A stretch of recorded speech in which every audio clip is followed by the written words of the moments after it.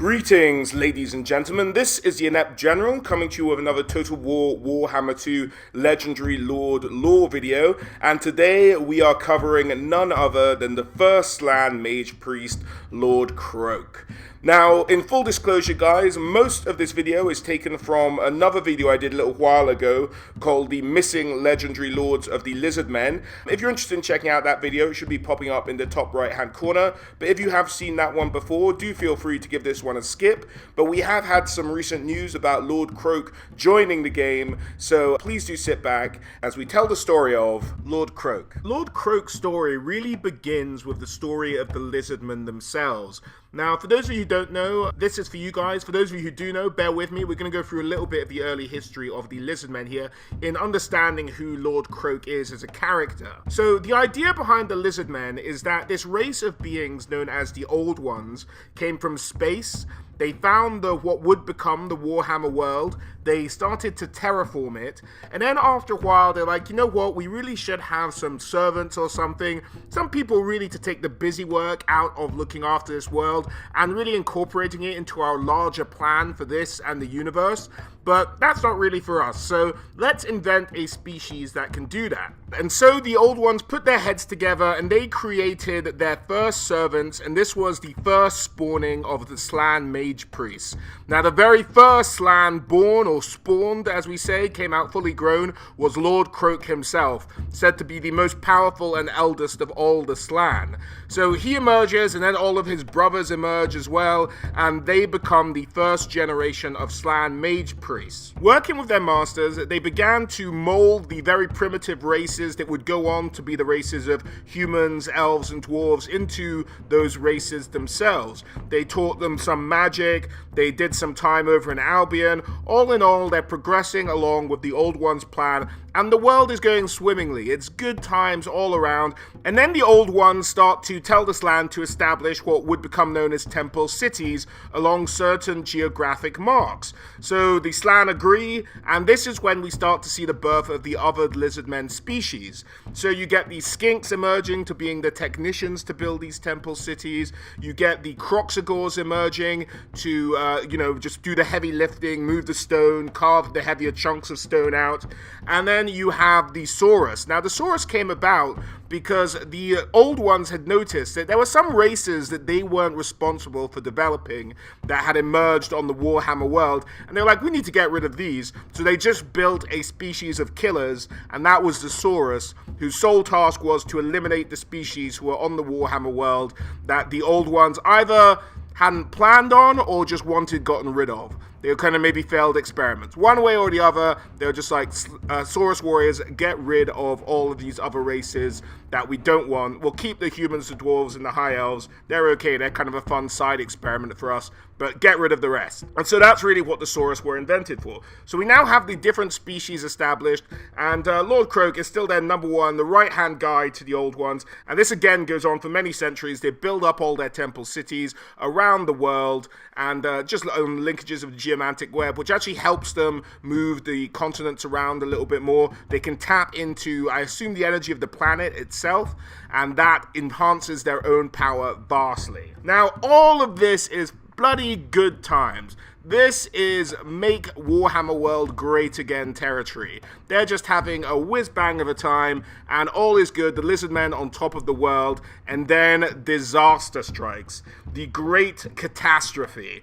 The two portals that the Old Ones had built on the poles of the Warhammer world collapse, and this just drenches the Warhammer world in chaos magic. And the chaos magic allows the demons from the realm of chaos to just emerge in the proper realm, the mortal realm, if you will, and they just start to wreak havoc. They start killing everything. They just bring, much like their namesakes, absolute chaos to the mortal realms. And so this just kicks off a war with everything. The High Elves are fighting them, the Lizardmen are fighting them, and it's really just a fight for survival in this case. Now, as soon as the portals collapsed, the old ones were like, oh shit, that's gone wrong, and kind of just buggered off. So they've just left, and the Slan Mage Priest, kind of as soon as the old ones left, their power dropped significantly. So they're not quite as powerful as they were with the old ones present, and this just continues to ebb and ebb and ebb, and over the course of this war with Chaos, they become increasingly less powerful as time goes on. And they start to resort to some truly desperate measures. The jungles of Lustria, which were just like a normal jungle, they start to transform and mutate to make into an almost living weapon against the hordes of Chaos. They fill it with poisonous insects, with marshes that will swallow up entire regiments whole. They just make it a hugely inhospitable place to potter about, and it just starts to itself represent a huge number of Chaos lost, but it's still not enough to hold back to the endless tide of Chaos forces charging at the Lizardmen armies. Eventually, the Slan Mage Priests, including Lord Kroak, are forced to retreat into the temple cities, and each of the Slan Mage Priests begin to contribute towards individual shields, sort of mind shields, magic shields, around their city, stopping anything from getting through. If a demon comes up to it, whoosh, it's just turned into dust. But the Chaos forces just start battering it. Demons are running at it frantically, they're constantly under pressure, the Chaos hordes and the Chaos powers are trying everything they can to break down these shields around the temple cities, and eventually one has to give, and indeed it does. It's the city of Zahutek that is the first to fall. The shield goes down, the Chaos hordes just swarm over it like a tide of corruption and just take out the whole temple city. This, because they're all linked over the geomantic web, causes a chain reaction, weakening the rest of all the temple cities as well. And so after Zahutek fell, it weakened the others, and next was Huatl, Tlaxla, Zotl, and they all fell in very quick succession, one after the other, and it looked like all was lost. However, the Slan Mage Priest, who was in charge of the forces at Zotl, managed to pass on a message telling the rest of the Lizardmen what Chaos was doing to bring down the shield. Now, exactly what that was, I'm not 100% sure in this case, but they passed the word, and that managed to slow down Chaos for a little bit more time. They halted the progression, the destruction of the temple cities. They kind of found a way around Chaos's fix to their shields around their cities. But Chaos weren't going to be that put out, and they kept trying to find ingenious ways of destroying the temple cities, even though they managed to stop their initial efforts. Now, this took various different forms. The temple city of Shakwa was completely destroyed by a plague. The city of Quezatek was just decimated by what was described as a sonic barrage, like 1,000 screaming souls all focused in on the city, and it just pulverized it to dust. And that was the end of that city. The city of Zamuda simply had this huge shadowy creature from the seas drag it down into the depths. And you can see the city of Zamuda is now just completely out there in the middle of the ocean. And a lot of the landmass around that part of Lustria looks very rough, as though it's just been torn away by some enormous demonic creature that just ripped the city down from the ground and into the depths of the ocean. And finally, the city of Pahaux just disappeared, just vanished one day. Poof, done. No one knew what happened to it. So that was just a huge round of destruction of temple cities, and all of this occurred over a very long period of time. I think it was around 1,200 years this battling went down, and so the cities stumbled. It's seemingly in quick succession, but it depends on your perspective of time, I suppose. But this was a battle period of 1,200 years they were fighting, and only a few of the temple cities remained. But what this had done was it cleared a way for the Chaos Hordes to go straight for the jugular. The first temple city, the city of Itza. Now, this was the biggest and most important of the temple cities. It was the linchpin into the whole defensive network, with all the shields still remaining around the temple cities. And Chaos were like, we take this down, all the rest will be easy, the rest will fall. And it fell to Lord Kroak, the firstborn, the most powerful of the Slan Mage Priests, to look after this main city and to really just try and hold back the hordes of Chaos from destroying the Lizardmen and the plans of the Old Ones.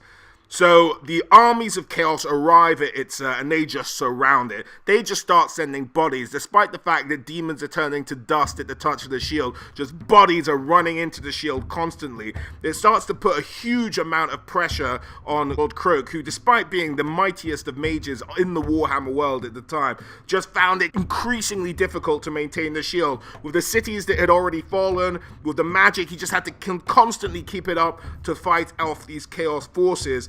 And then just after a desperate while, he knew he couldn't hold it anymore, and in one just awesome show of power, he decided to release the shield in such a manner that it exploded outwards. And this, in an instant, defeated 100,000 chaos demons, just decimated all of the demons around the city, but that still wasn't enough to quell the horde. And indeed, they charged over the walls, and chaos started to take the city. Street by street, inch by inch, the Slan and the Saurus and the Temple Guard all fought, and it was really Lord Kroak and his Temple Guard who put up the most vigorous fight.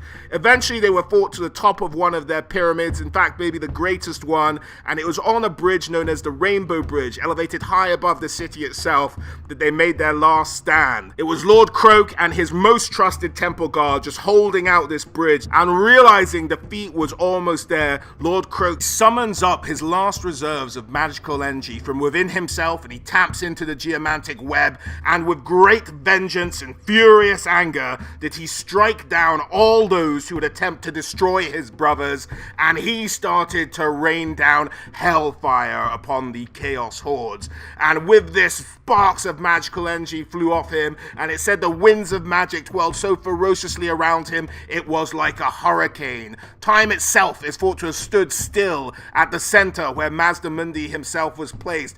Thus was the forces involved and the magical energy he'd managed to conjure up. And just then, the last of the Temple Guard had fallen before him, but he was just unleashing such a torrent of power that nothing could get anywhere near him, and it was just decimating the ranks of chaos.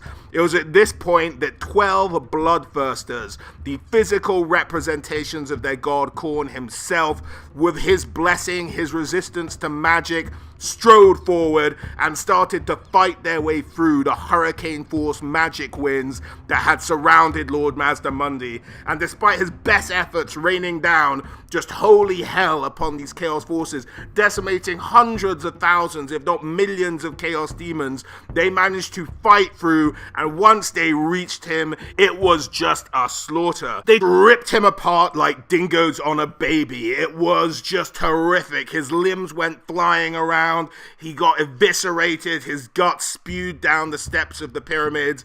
It was just horrific. But so anchored had he been in his will and his task to protect the city of Itza that was not the end for Lord Kroak. His spirit remained. Though his body had been decimated, his spirit was still there, and he summoned forth even more ferocious magical forces, and he cast what would be known as the Deliverance of Itza, a spell that had not been seen, and essentially what he'd managed to do is convert his own spirit into a force equivalent of that of the sun.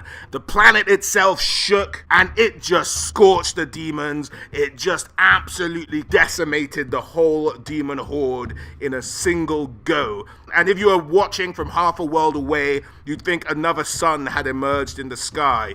It was just that devastating a magical attack. And so, for that day, Itza had been saved from being taken by the Chaos Hordes, and he had caused massive casualties on the Chaos Hordes that were in Lustria themselves. Now, in terms of the exact follow-up of Itza, I'm not 100% sure. I have to assume another Lizardman army arrived, took over garrisoning the city, and it just bought them a little bit of time. But despite all of that, it was only, I believe, some 30 years later, and in the kind of context of the amount of time this war had been fought over, bear in mind, some 1,200 years or so, 30 years later, the High Elves began to establish the Vortex, the Slan mages helped contribute to it, and that was the end of the Great Catastrophe, and chaos was held at bay, at least for the foreseeable future on that day.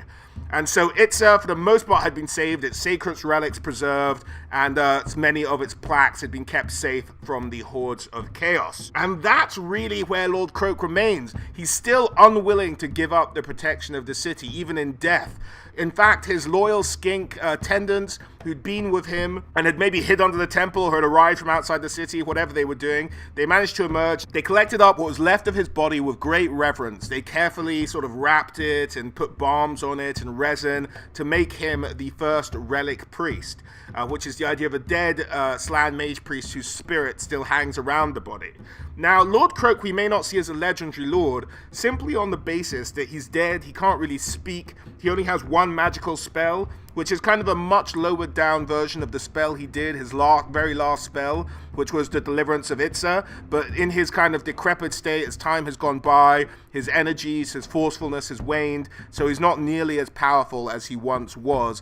And that's not bad, considering that he's been dead, but that's why he's not necessarily the great sort of general figure, but he would be a good kind of figure for maybe a special unit in the Total War Warhammer series. Now, in terms of his rules on the tabletop, he had Fear, which is easily translatable to Total War Warhammer. It was also Flammable, which I imagine just gives him a kind of weakness to fire. That could be playable. He was Unbreakable. Now, this is where he could be really interesting. But his ability on the tabletop was not only if he was unbreakable, but he could also have a unit of Temple Guard that were unbreakable as well. Now, if you could go a bit OP on this ability and make every single Temple Guard in his army unbreakable, which would be massive. Now, this would maybe also hold them back from going crazy and attacking, like other Lizardmen units in Total War Warhammer 2, and that'd be something very interesting to see. Now, the unbreakable one for the Temple Guard rule was called Eternity Guardian. Now, I'm not sure how best to describe this, but as I said, he only has the one spell left, the Deliverance of Itza, which is essentially a magic spell within a vicinity of him that harms all enemy units. And so he'd operate much like the Mortis engine does for the vampire counts, but maybe with even a wider radius than that and doing more damage. The idea of this on the tabletop was that this spell, you'd cast it every magic phase, which was a part of everyone's turn. And if you had dice, you could continually cast it. So unlike other spells in the Warhammer tabletop, he could cast this 3 or 4 times in a turn. It didn't matter, it just mattered how many sort of, let's say, reserves of magic you had, how many winds of magic you had in reserve for the sake of the translation over to Total War Warhammer. So this would be a very interesting ability. If they gave him this spell and no cooldown time, it was kind of just the ability to just keep using it as much as he liked, and then he just had to summon up the winds of magic whenever he was available to. That would be kind of a translation for the Total War Warhammer series.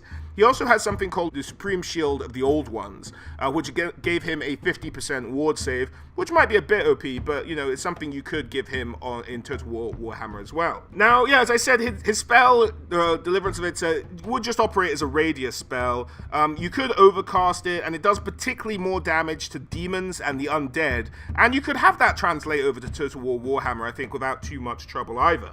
He had one magic item as well, which was known as the Golden Death Mask, which was the mask they put on his corpse when they found his head. And that has said to have 2 kind of staring eyes made of smooth yellow and white gems. And they're said to have kind of a hypnotic stroke mesmerizing effect on enemies. And this makes him much harder to hit. So on the tabletop, if you roll to be able to hit him, if you got enough on the dice, then you'd hit him. But this would give you -1 to that attribute. And so in Total War Warhammer, really all the Golden Mask would have to do to stay true to the tabletop game is maybe give you a buff to melee defense.